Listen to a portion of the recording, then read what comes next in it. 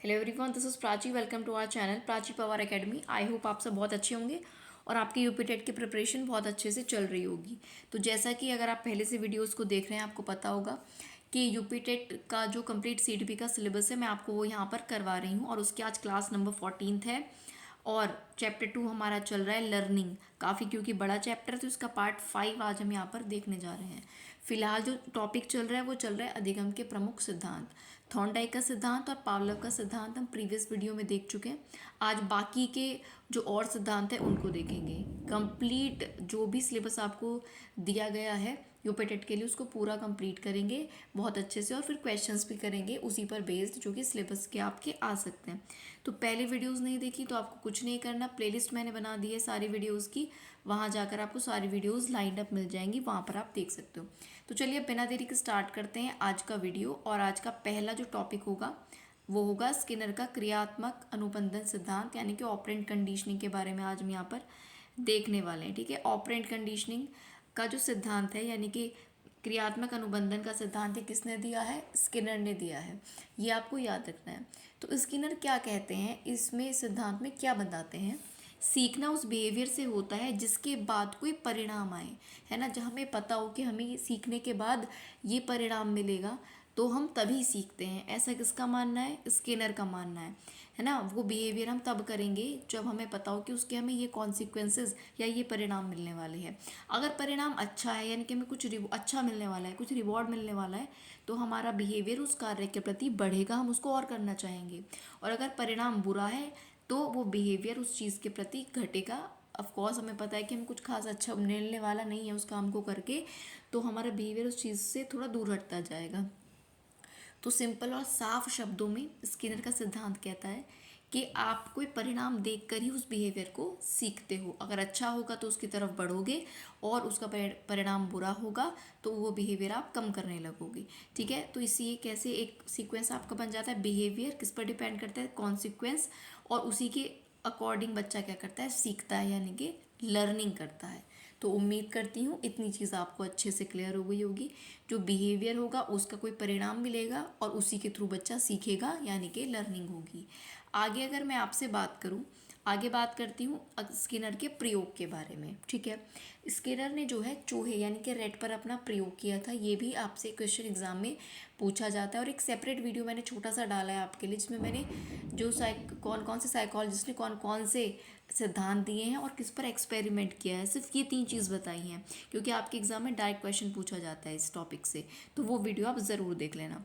तो स्किनर के प्रयोग की अगर हम बात करते हैं तो स्किनर ने चूहे को क्या रखा? एक बॉक्स में रखा। ठीक है, बॉक्स में एक लीवर था, ठीक है, जिसको प्रेस करके वो बॉक्स से बाहर आ सकता था। और उसको क्या लीवर को प्रेस करने पे उसको क्या मिलता? फूड मिलता, इसलिए वो लीवर था। ठीक है, तो एक चूहे को बॉक्स में रखा स्किनर ने। बॉक्स में क्या था? लीवर था। उस लीवर को दबाने पर फूड पैलेट उसको मिलता, यानी कि खाना उस चूहे को मिलता। शुरुआत में इनिशियली क्या हुआ? रेट जो है रैंडम मूवमेंट्स करता था। ठीक है, रेड क्या करता था? ऐसे इधर उधर कूद रहा था उस बॉक्स के अंदर। अब धीरे धीरे क्या हुआ? उससे कूदते फांदते ही वो लीवर प्रेस हो गया। तो उस लीवर प्रेस होती उसको क्या मिल गया? फूड, यानी कि खाना। तो ये क्या हुआ? एक उसको अच्छा रिवॉर्ड मिला। उसको क्या मिला? उसका परिणाम कैसा मिला? अच्छा मिला। तो रेट अब धीरे धीरे ये सीख जाता है, तो वो अब इधर उधर मूवमेंट नहीं कर रहा। अब वो डायरेक्ट क्या कर रहा है? लीवर दबा रहा है, बार बार उस लीवर को प्रेस कर रहा है, क्योंकि उसको उससे अच्छा परिणाम मिल रहा है, यानी कि फूड मिल रहा है। क्लियर हो गई इतनी बात? अब आगे देखो। ठीक है, इसमें ये एक्सपेरिमेंट इनका रहता है। तो इन्होंने क्या बताया कि उसको क्या मिला है? परिणाम, इसीलिए तो वो बिहेवियर कर रहा है। तो जैसे जैसे उसको पता लग गया कि उसको खाना मिलेगा, तो अब वो सिर्फ लीवर को ही क्या कर रहा है? प्रेस कर रहा है, और बार बार प्रेस कर रहा है। जब तक उसको नहीं पता था वो ऐसे ही इधर कूद रहा था, लेकिन जैसे लीवर पर उसका वो प्रेस कर देता है बाय डिफ़ॉल्ट चूहा, तो वो क्या करता है? समझ जाता है कि उसको कोई ना कोई परिणाम मिलने वाला है, खाना उसको मिला, तो बार बार उसने लीवर को प्रेस करना शुरू किया। अभी जो ऑपरेंट कंडीशनिंग है, इसमें एक टर्म आती है ऑपरेंट बिहेवियर। ये क्या होता है? बहुत इंपॉर्टेंट टर्म है, इसको समझेंगे। तो समझिएगा, ऑपरेंट बिहेवियर जो होता है, ऐसा व्यवहार होता है जो हम खुद करते हैं, मैंने स्वयं करते हैं, और उसका रिजल्ट हमें बाद में मिलता है। अब वो रिजल्ट क्या हो सकता है? रिवॉर्ड, कोई पुरस्कार भी हो सकता है और कोई पनिशमेंट भी हो सकता है। तो वही ऑपरेंट बिहेवियर है, जो हम बिहेव कर रहे हैं और जो हमने बिहेव किया उसका परिणाम हमें कब मिला? बाद में मिल रहा है। तो वो ऑपरेंट बिहेवियर होता है। जैसे हम कोई काम करते हैं, उसका हमें रिजल्ट मिलता है और उसी से हम सीखते हैं। हमने कोई कार्य किया, फिर उससे उसका हमें रिजल्ट मिला, हो सकता है वो रिजल्ट अच्छा हो या बुरा हो, लेकिन हमने उससे कुछ ना कुछ सीखा। तो यही ऑपरेंट बिहेवियर है कि हमने जो बिहेव किया उससे हमें कुछ परिणाम मिला। ठीक है, ये ऑपरेंट बिहेवियर होता है। अब कोई काम हमारी अपनी इच्छा से किया गया है, हमने अपनी इच्छा से कोई काम किया, फिर उसका हमें कोई आउटकम मिला, ठीक है, परिणाम मिला, उसी आउटकम के कारण हम वो काम दोबारा करेंगे या नहीं करेंगे, वही ऑपरेंट बिहेवियर है। यानी कि हमने अपनी मर्ज़ी से कोई बिहेवियर किया, कोई काम किया हमने अपनी मर्ज़ी से, उसका हमें कोई परिणाम मिला। अब उसको करके जो हमें परिणाम मिला, अगर वो अच्छा हमें परिणाम लगा कि हम परिणाम अच्छा मिला है, तो हम उस काम को दोबारा करेंगे। और हमें लगा कि हमें परिणाम अच्छा नहीं मिला है, तो हम उस कार्य को दोबारा हो सकता है ना भी करें और हो सकता है कर लें फिर से। लेकिन चांसेस यही रहते हैं कि परिणाम अगर अच्छा मिलेगा तो हम उस काम को दोबारा करने के लिए मोटिवेटेड होंगे, और नहीं मिलेगा अच्छा परिणाम तो नहीं भी करेंगे। तो ये ऑपरेंट बिहेवियर होता है कि हमने कोई बिहेव किया, उसका हमें परिणाम मिला। आगे बात कर लेते हैं कुछ इसके एग्जाम्पल्स की। जैसे स्टूडेंट के पॉइंट ऑफ व्यू से अगर हम एग्जाम्पल देखें, ध्यान से सुनते रहिएगा। अगर स्टूडेंट्स जो है अच्छे मार्क्स एग्ज़ाम में लाते हैं, पेरेंट्स उनकी तारीफ़ करते हैं, टीचर्स भी उनको प्रेज़ करते हैं, तो ये दैट रिज़ल्ट उनका अच्छा आया क्योंकि अच्छे मार्क्स आए, तो वो और मेहनत करेगा। यही ऑपरेंट बिहेवियर है। रिजल्ट पर उसका आगे का बिहेवियर डिपेंड कर रहा है। उसने कोई काम किया, उसका उसको रिजल्ट मिला, अब उस रिजल्ट पर ही उसका आगे का बिहेवियर डिपेंड करेगा। अगर अच्छा रिजल्ट है वो और मेहनत करेगा उस काम को करने के लिए, यही उसका ऑपरेंट बिहेवियर है। जैसे नेगेटिव एग्जांपल इसमें देख लेते हैं। आप लोग क्लास में बात करते हो, बच्चे क्लास में बात करते हैं, आप लोग तो नहीं, ठीक है, तो टीचर उनको डांटता है। अब टीचर डांटेगा तो ये कैसा रिजल्ट रहा? एक नेगेटिव रिजल्ट रहा। तो उससे आप क्या करोगे? बात करना क्लास में कम कर दोगे। तो रिजल्ट नेगेटिव कम बात करना नहीं, रिजल्ट है कि आपने क्या बिहेव किया, आपने क्लास में बात की और उसका रिजल्ट क्या है? आपको डांट मिली, ये रिजल्ट है। तो उसका फिर क्या हुआ? आपने क्या बिहेवियर किया? ऑपरेंट बिहेवियर क्या होगा कि आपने बात करना कम कर दिया। आपने कोई काम किया, उसका आपको परिणाम मिला, फिर उसके बाद जो आपने बिहेव किया वो आपका क्या हो जाएगा? ऑपरेंट बिहेवियर हो जाएगा। क्लियर हो गई इतनी बात? आगे बढ़ो। अब बात करते हैं सबसे इम्पॉर्टेंट टॉपिक की। सिर्फ इसी चैप्टर में नहीं, ओवरऑल सीडीपी में, रीइंफोर्समेंट यानी कि प्रोत्साहन। प्रोत्साहन क्या है? किसी कार्य के प्रति बिहेवियर को बढ़ाना, या बच्चे को या किसी को भी उत्सुक करना उस कार्य को करने के लिए, उसके बिहेवियर में और चीज़ें ऐसी अट्रैक्टिव लाना जिससे वो उस कार्य को और करे, वही प्रोत्साहन यानी कि रीइंफोर्समेंट होता है। क्लियर हो गई बात? किसी के बिहेवियर को बढ़ाना किसी पर्टिकुलर काम के लिए, ठीक है, वही रीइंफोर्समेंट होता है। अब इसमें भी कई प्रकार आते हैं। जैसे पहला बात करेंगे पॉजिटिव रीइंफोर्समेंट की, यानी कि सकारात्मक प्रोत्साहन की। अच्छा स्टिमुलस है जिसमें अच्छा उत्तेजक है, हमें दिख रहा है कि हमें क्या मिलेगा, इस काम को करके पैसे मिलेंगे, या हमें इस काम को करके तारीफ मिलेगी या प्राइज़ मिलेगा। अच्छा स्टिमुलस हमें दिख रहा है, अच्छा उत्तेजक दिख रहा है।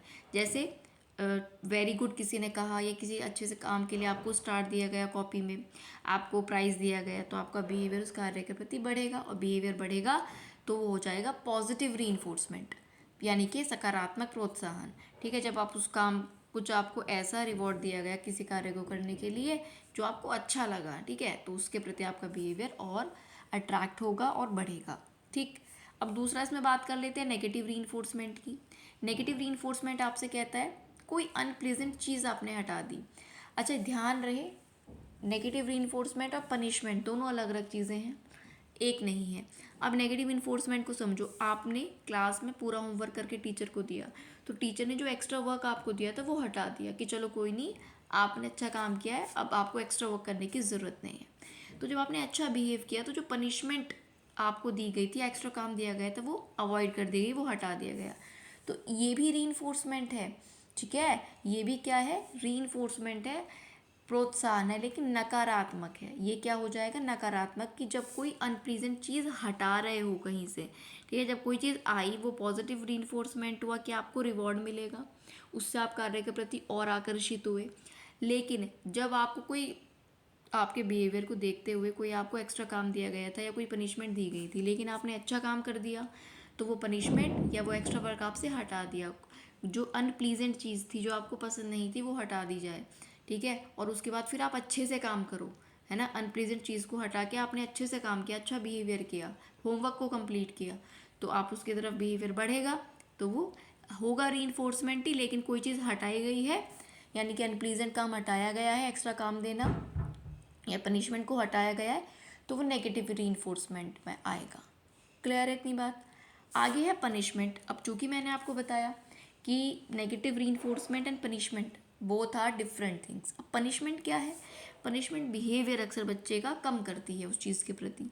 अगर बच्चे ने कोई काम किया, ठीक से नहीं कर पाया, उसको पनिशमेंट दी गई, तो वो और उसका मन हटता चला जाएगा उस चीज़ से।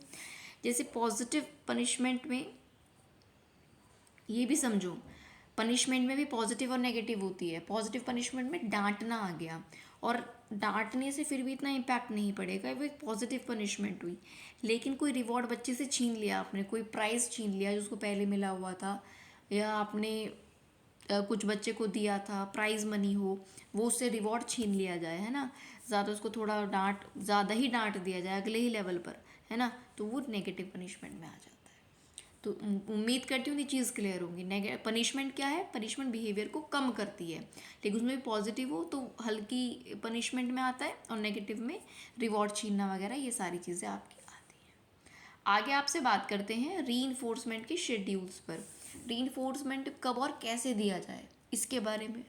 एक होता है आपका कॉन्टीन्यूअस रीइंफोर्समेंट, सतत प्रोत्साहन। सतत प्रोत्साहन यानी कि कॉन्टीन्यूअस रीइंफोर्समेंट।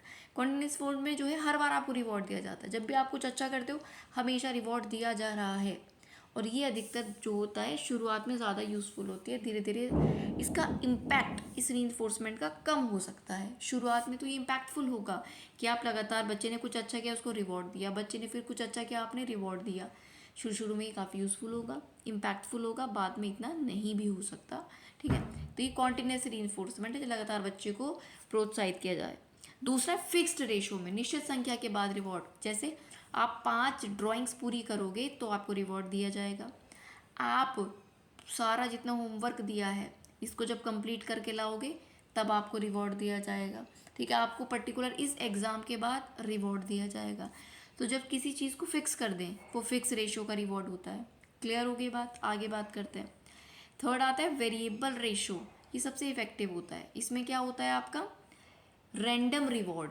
जब रैंडमली बिना किसी अनाउंसमेंट के रिवॉर्ड दे दिया जाए, सरप्राइज रिवॉर्ड जिसको बोलते हैं, उससे बिहेवियर ज़्यादा स्ट्रांग होता है बच्चे का। आपने कुछ अनाउंस नहीं किया था कि जो बच्चा बढ़िया परफॉर्म करेगा उसको कुछ हम सरप्राइज गिफ्ट देंगे, लेकिन जैसे ही परिणाम आते हैं, रिजल्ट आते हैं, जिस बच्चे ने अच्छा परफॉर्म किया उसको आपने रिवॉर्ड दिया। वो कोई प्राइज़ हो सकता है, कोई प्राइज़ मनी हो सकती है, ठीक है, वॉट एवर इट इज़। तो उससे बच्चे को बहुत ज़्यादा अच्छा लगता है, उसको सरप्राइज़ मिलता है। बच्चे तो वैसे भी सरप्राइज से बहुत खुश होते हैं। तो जो वेरिएबल रेशो है उसमें रैंडम रिवॉर्ड दिए जाते हैं, ये याद रखना। रैंडमली, अचानक से दिए जाते हैं, सरप्राइज टाइप का दिया जाता है बच्चे को अच्छा कार्य करने पर, ठीक है। और ये कभी कभी होता है, कभी कभी सरप्राइज रिवॉर्ड जब बच्चे को दिया जाए, उससे उस कार्य के प्रति बच्चा काफ़ी स्ट्रॉन्ग बिहेव करता है, उसकी तरफ आकर्षित होता है। एक फिक्स्ड इंटरवल के बाद आता है, फिक्स्ड इंटरवल का रिवॉर्ड आता है। ये फिक्स टाइम के बाद दिया जाता है, ठीक है, कि इतने ही टाइम बाद जो है ये रिवॉर्ड दिया जाएगा। वेरिएबल इंटरवल, ये भी जो वेरिएबल इंटरवल वाला है ये हम देख ही चुके हैं। रैंडम टाइम पर जो रिवॉर्ड दिया जाता है ये यही है, वेरिएबल रिवॉर्ड वाला, ठीक है। क्लियर है? अब एक चीज़ समझो, शेपिंग यानी कि आकृति निर्माण। इसमें मतलब शेपिंग, इनिशियल स्टेज से लेकर किसी कार्य को सीखना या सिखाना, कॉम्प्लेक्स बिहेवियर को स्टेप बाय स्टेप सिखाना। कोई कॉम्प्लेक्स बिहेवियर है, कोई कॉम्प्लेक्स क्वेश्चन है, टॉपिक है, चैप्टर है, वो थोड़ा सा डिफिकल्ट है, तो उसको स्टेप बाय स्टेप धीरे धीरे सिखाना, उसको शेप करना, वो उसको बोला जाता है शेपिंग। जैसे पहले लाइन ड्रॉ करना सिखाया गया बच्चों को, ठीक है, जैसे पहले बच्चों को लाइन ड्रॉ करना सिखाया गया, फिर जो है शेप रेक्टेंगल की सिखा दी, लाइन ड्रॉ करना सिखाया, फिर स्क्वायर की शेप बच्चे को सिखा दी, इस तरह से, और फिर उसको धीरे धीरे फुल पेंटिंग सिखा दी। तो कॉम्प्लेक्स चीज़ को स्टेप में बांट के सिखाना, यही शेपिंग या आकृति निर्माण कहलाता है। इसमें धीरे धीरे जो है आपके स्किल डेवलप होते हैं। क्लियर हो गई इतनी बात? आगे बढ़ते हैं। एक आपका आता है चेनिंग, यानी कि श्रृंखला निर्माण। इसमें क्या होता है, छोटे छोटे बिहेवियर को जोड़ के बड़ा बिहेवियर बनता है। जैसे स्केच करना सीखा धीरे धीरे बच्चे ने, फिर कलर करना सीखेगा, फिर शेड को देना सीखेगा, फिर फाइनल आर्ट करना वो लग जाएगा। तो इसमें क्या हुआ, छोटी छोटी चीज़ें, छोटे छोटे स्टेप उसने सीखे, स्केच करना, कलरिंग करना, है ना। और छोटे छोटे बिहेवियर से उसने बड़ा बिहेवियर बना लिया, वो अच्छी ड्राइंग करने लगा। क्लियर है इतनी बात? समझ आ गई बात? ठीक है, तो ये सारी चीज़ें हैं, समझ गए। तो छोटे छोटे बिहेवियर से कुछ बड़ा बिहेवियर सीख लेना, वो चेनिंग यानी कि श्रृंखला होता है। ठीक है, श्रृंखला निर्माण। फिर एक एक्सटिंक्शन। एक्सटिंक्शन यानी लोप का मतलब होता है जब रीइंफोर्समेंट बंद हो जाए, गायब हो जाए एक तरीके से। लोप का मतलब ये तो है, एक्सटिंक्ट हो गया, गायब हो गया। रीइंफोर्समेंट बंद तो बिहेवियर बंद। अगर बच्चे को रीइंफोर्स करना, मोटिवेट करना, प्रोत्साहित करना बंद कर दें, तो हो सकता है बच्चा जो अच्छे से काम कर रहा है वो, उसका मोटिवेशन ही खत्म हो गया, तो वो बिहेवियर करना भी बंद कर दे। ये ज़रूरी नहीं है कि हर केस में बंद कर दे, लेकिन ऐसा होता है जनरली। ठीक है, सामान्य तौर पर रीइंफोर्समेंट कम हो जाएगा या बंद हो जाएगा, तो वो बिहेवियर के भी बंद या कम होने के चांसेस बढ़ जाते हैं। क्लियर हो गई इतनी बात? आगे आपसे बात करें तो एक होता है सुपरस्टिशियस बिहेवियर। इसके बारे में थोड़ा समझिएगा। सुपरस्टिशियस बिहेवियर के बारे में मैं आपको बोलूँ तो बिना कारण के बिहेवियर सीख जाना। ठीक है, कोई कारण उसका ऐसा नहीं है, लेकिन आपने एक बिहेवियर सीख लिया, जैसे लकी पेंसिल से एग्ज़ाम देना। ठीक है, अब आप, हालांकि there is no role of a lucky pen in your exam. Pen तो कोई भी हो, ठीक है, पेन कोई भी हो सकता है। अगर आपको आता है आप एग्ज़ाम में अच्छा लिख कर आओगे, लेकिन बाय डिफ़ॉल्ट आपको बस लगता है कि हाँ मेरा ये लकी पेन या लकी पेंसिल है, इससे मेरा एग्ज़ाम अच्छा होता है, तो आप उससे एग्ज़ाम दे रहे हो। तो सिर्फ ये मतलब सुपरस्टिशियस बात है, सपनों में इसकी कोई रियलिटी नहीं है, वैसी बात है ये जिसका कोई बेस नहीं है, लेकिन उस बिहेवियर से आपने वो सीख लिया कि आप वही पेन एग्ज़ाम में लेकर जाते हो। तो ये सुपरस्टिशियस बिहेवियर होता है। समझ आके बाद बिना कारण के ही आपने वो बिहेवियर सीख लिया कि हालांकि रोल नहीं है ऐसा कि लकी पेन ही आपको एग्ज़ाम में सफलता दिलाएगा, लेकिन आप उसी को लेकर एग्ज़ाम में जाते हो, तो ये आपका बिहेवियर सेट हो गया। ये सुपरस्टिशियस बिहेवियर होता है। अब अगर स्किनर ने जो ये हमने थ्योरी देखी स्किनर की लर्निंग की, ऑपरेंट कंडीशनिंग, तो इसमें इसका कला शिक्षा, आर्ट एजुकेशन में क्या इंपॉर्टेंस होगी, तो बहुत इंपॉर्टेंस होती है। इससे जो है मोटिवेशन बच्चे का बढ़ता है, स्किल डेवलप होते हैं, डिसिप्लिन बढ़ता है, क्रिएटिविटी बढ़ती है बच्चे की, और इंडिविजुअल डिफरेंसेस पर भी ये ध्यान देता है कि बच्चे अगर अलग अलग प्रकार से सीख रहे हैं, ठीक है, बच्चे कैसा बिहेव कर रहे हैं, उन पर भी ध्यान दिया जाता है। तो ये सारी चीज़ें किस में आती हैं, ये कला शिक्षा में इम्पॉर्टेंट रोल प्ले करती हैं। जो ये स्किनर की थ्योरी है उसी पर बेस्ड ये है कि उसका आर्ट एजुकेशन में क्या यूज़ हो सकता है। तो ये मोटिवेशन को बढ़ाता है, बच्चों का डिसिप्लिन मेंटेन करता है, स्किल डेवलप करता है, क्रिएटिविटी बच्चों में बढ़ती है, और इंडिविजुअल डिफरेंसेस पर भी इसमें ध्यान दिया जाता है। अब हर चीज़ में सिर्फ पॉजिटिव बातें तो नहीं होती, कुछ उसकी जो है नेगेटिव चीज़ें या नेगेटिव बातें भी होती हैं, उसकी भी बात करेंगे कि इस सिद्धांत की, जो ये स्किनर का सिद्धांत रहा, इसकी क्या आलोचना की गई। इसको कहा गया कि थिंकिंग और अंडरस्टैंडिंग को इसमें इग्नोर किया गया है, सिर्फ रीइंफोर्समेंट ही कर रहे हैं ज़्यादा, ये बच्चे को सोचने पर फोकस नहीं कर रहे और उसके समझने पर फोकस नहीं कर रहे, ऐसा कहा गया इनकी थ्योरी के बारे में। ये भी याद रखना है आपको, आलोचना और क्रिटिसिज्म के बारे में। दूसरा, मैकेनिकल लर्निंग इसमें ज़्यादा है, रटी रटाई बातों पर इसमें ज़्यादा फोकस किया गया है। ह्यूमन इमोशंस को भी कम महत्व दिया गया है, इमोशनली ये लर्निंग इतनी स्टेबल नहीं है। तो थिंकिंग और अंडरस्टैंडिंग को इसमें इग्नोर किया गया है। रटे रटाए अधिगम यानी कि मैकेनिकल लर्निंग, अभी इसको और आगे बताऊंगी क्या है, उस पर जोर दिया गया है, और ह्यूमन इमोशंस को कम महत्व दिया गया है। अब ये देख लो कि यांत्रिक अधिगम या मैकेनिकल लर्निंग क्या होती है, बिना समझे रटना, rote memorization is mechanical learning यानी कि यांत्रिक अधिगम। इसमें अंडरस्टैंडिंग यानी कि समझ कम होती है, रिपीटिशन ज़्यादा होता है। तो याद रखना, मैकेनिकल लर्निंग में ज़्यादा क्या होता है, दोहराना, रिपीट करना ज़्यादा, और समझाना या समझना कम, यानी कि अंडरस्टैंडिंग कम। सिर्फ रटो तो रटने के लिए बार बार रिपीट करना पड़ेगा, तो रिपीटिशन ज़्यादा, अंडरस्टैंडिंग कम। तो जब बिना समझे सिर्फ रटते हैं हम, उसे मैकेनिकल लर्निंग या यांत्रिक अधिगम कहा जाता है। ठीक है, तो ये था आज की वीडियो का पूरा सार, ठीक है, जो मैंने आपको कोशिश की अच्छे से समझाने की, जहाँ पर ज़्यादा देखो बेसिक चीज़ें हैं सब समझने वाली, ऐसा कुछ डिफ़िकल्ट नहीं है। जो पॉइंट डिफ़िकल्ट है वो मैं आपको एक्सप्लेन अच्छे से करने की कोशिश कर रही हूँ। हर वीडियो में आपको बोलती हूँ, अगर कहीं किसी टॉपिक में समझ नहीं आता तो कमेंट करें, मैं आपको वो चीज़ समझा दूँगी, एक्सप्लेन कर दूँगी, ठीक है। तो आज के वीडियो में इतने रखेंगे। अगला जो सिद्धांत है नेक्स्ट वीडियो में उसकी आपके साथ बात करेंगे। देखो अगर आप नए हो तो मैं आपको बता देती हूँ कि यहाँ पर मैं आपको ना कोशिश करती हूँ कि वीक में एक PYQ का भी सेट करवा दूँ CDP के अलावा। CDP तो हमारी डिटेल में चल रही है, PYQs भी चल रहे हैं, सब तो हो रहा है CDP का। लेकिन जैसे मैं आपको इंग्लिश का PYQ करवा चुकी हूँ यूपी टेट का, हिंदी का करवा चुकी हूँ, EVS का करवा चुकी हूँ, कोशिश करूँगी और सब्जेक्ट्स का भी करा दूँ। तो आप लगातार हमारे साथ जुड़े रहिए।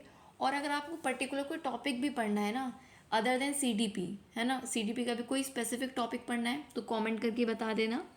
अदर सब्जेक्ट का कोई टॉपिक पढ़ना है या आप बोलोगे कि मैम ये सब्जेक्ट भी आप करवा दीजिए तो मैं आपको करा दूंगी, है ना। लेकिन आपको थोड़ा कनेक्ट हमसे करना होगा। कमेंट कर दिया कीजिए कहीं पर कोई डाउट है नहीं है, अगर डाउट नहीं भी है तो वीडियो कैसा लगा ये कमेंट करके बता दिया करो, जिससे मुझे भी लगे कि जो है दोनों साइड से एक कनेक्शन है, क्योंकि आपका कोई रिप्लाई वगैरह आता है तो लगता है कि हाँ कोई बच्चा पढ़ रहा है। बाकी अगर आपको वीडियो अच्छा लगा हो तो लाइक कर सकते हैं आप, ठीक है, जिससे वीडियो को एक थोड़ी रीच भी मिल जाती है और हमें भी अच्छा लगता है, ठीक है, जो हमने मेहनत की है। अच्छी लगी तो लाइक कर दें, चैनल को सब्सक्राइब करके बेल आइकन प्रेस कर लेना अगर आप आगे जुड़कर हमारे साथ तैयारी करना चाहते हो। और टीचिंग एग्जाम से खासकर जुड़ी हुई सारी अपडेट्स के लिए टेलीग्राम को ज्वाइन कर लेना, लिंक डिस्क्रिप्शन में मिल जाएगा। एग्जाम की डेट, रिजल्ट, न्यू वैकेंसी सारी अपडेट सबसे पहले टेलीग्राम पर ही मैं आपको देती हूँ, जो कि हमारा मेन चैनल है सिलेक्शन मेट, है ना। वहाँ पर भी मैं आपको टीचिंग एग्जाम्स की तैयारी करवाते हैं, प्रैक्टिस क्लासेस करवाते हैं खास करके। तो वहाँ पर सिलेक्शन मेट पर भी आप हमारे साथ जुड़ सकते हैं। वीडियो को शेयर मत करना, ठीक है, क्योंकि बहुत अच्छा कंटेंट है। और अभी कोई वैसे भी आप लोग शायद शेयर कर नहीं रहे हो तो कोई फ़र्क नहीं पड़ता, जिसको ज़रूरत होगी वो आकर देखेगा, उसके सामने वीडियो जाएगी, वो एक बार देख लेगा तो वो सारी वीडियोस देखेगा आकर फिर। तो शेयर करने की ज़रूरत नहीं है, आप बस लाइक कर दीजिए अगर आपको अच्छा लगा, हमारे साथ जुड़ जाइए। बाकी नेक्स्ट वीडियो में मिलेंगे, तब तक के लिए पढ़ते रहो। कोई डाउट है किसी भी एग्ज़ाम से रिलेटेड या टॉपिक से रिलेटेड, आज की वीडियो से रिलेटेड, तो कमेंट कर देना। चलिए नेक्स्ट वीडियो मिलते हैं, तब तक के लिए थैंक यू सो मच।